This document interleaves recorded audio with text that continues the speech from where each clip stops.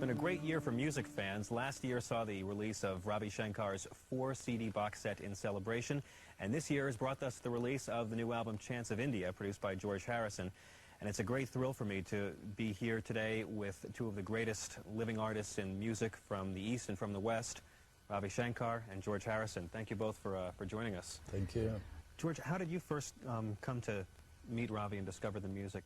During the days when there was the mania, the Beatlemania, well, I got involved with the records. You know, I bought some of Ravi's records and I listened to it, and although my intellect didn't really know what was happening or didn't know much about the music, just the pure sound of it and what it was playing, it just appealed to me so much. It hit a spot in me very deep, and it was, you know, I just recognized it somehow. And along with that, I just had a feeling that I was going to meet him. It was just one of those things. And at the same time, when I played the sitar very badly on the Beatle record, then Ravi was coming to London. A lot of press were trying to set it up that we'd meet, but I just avoided that. You know, I didn't want it to, you know, be on the front of a newspaper as a gimmick, because it meant more to me than that. So I thought, well, I'll wait and meet him in my own time. And that arrived on an occasion. There was a society called Asian Music Circle. And the fellow who ran that, who I'd got to know, he said Ravi's going to come. He was in London, he was going to come for lunch, and we met like that way. Then he came to my house and got me to learn how to hold the sitar and put me through the basic lessons of sitar.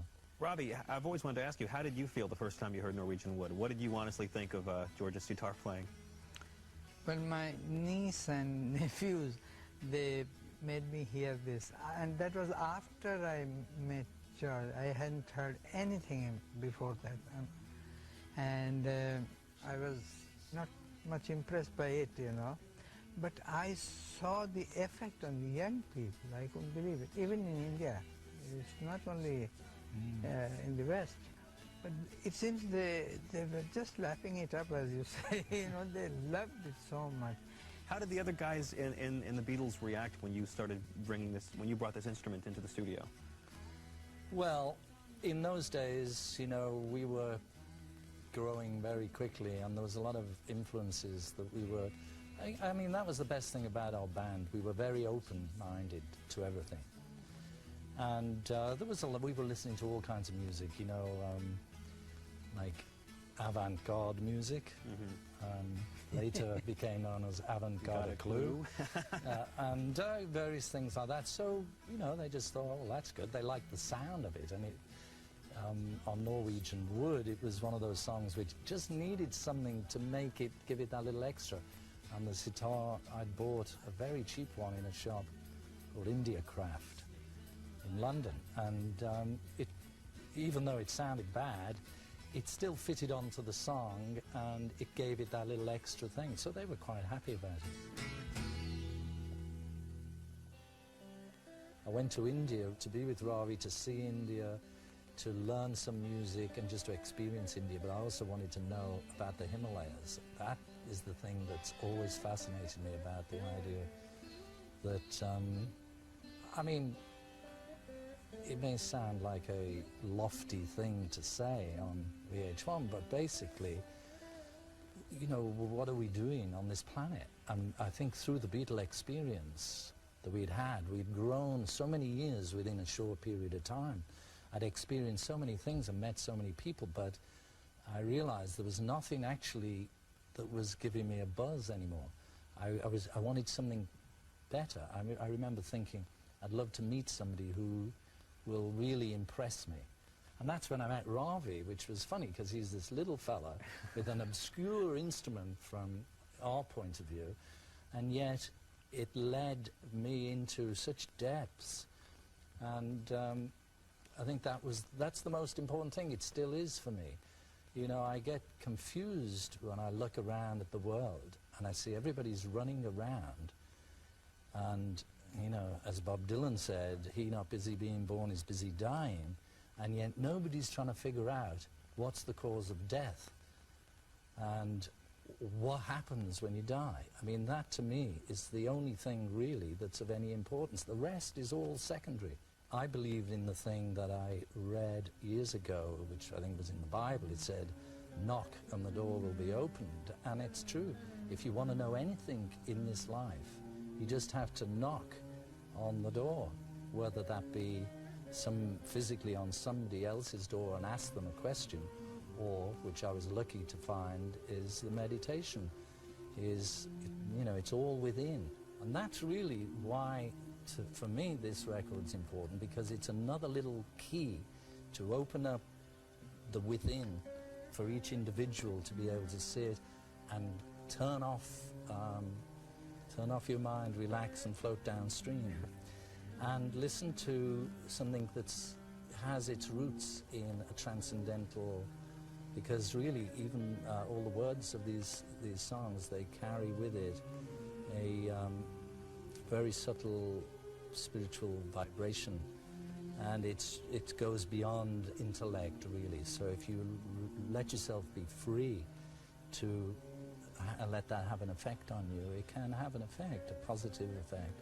Ravi, how was it for you when you first met George? What was your take on Beatlemania? I'm ashamed to say that I knew almost nothing about them when I, first met them, except that they're very popular.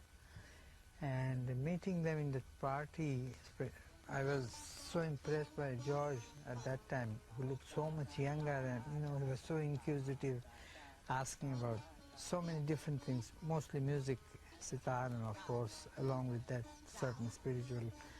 And the only thing I felt that his enthusiasm was so real, you see, and I wanted to give as much as I could through my sitar, of course, because that's the only thing that I know of. Rest I cannot express. He talks so beautifully, because he's used to words. He writes poems, he writes songs.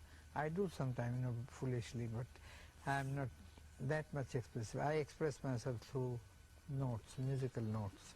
So it's a different way of, but anyway, as you said, when I met him, and we started off immediately after a few days, as you said earlier, to sit properly, how to hold the sitar, and how to handle the finger position and all that, the basic things.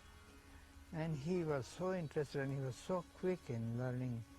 And then we fixed immediately for him to come to India, and he came. We fixed it for 6 weeks, but unfortunately it didn't happen, because people recognized him after a week or so, and there was such a commotion in Bombay that we had to run away to Kashmir and live in a houseboat and all that. But unfortunately he had to leave. There was some... Probably Sergeant Pepper or something was getting... happened. Then I found, my God, what I couldn't believe that any 4 people could create such, storm all over the world. The Spice Boys.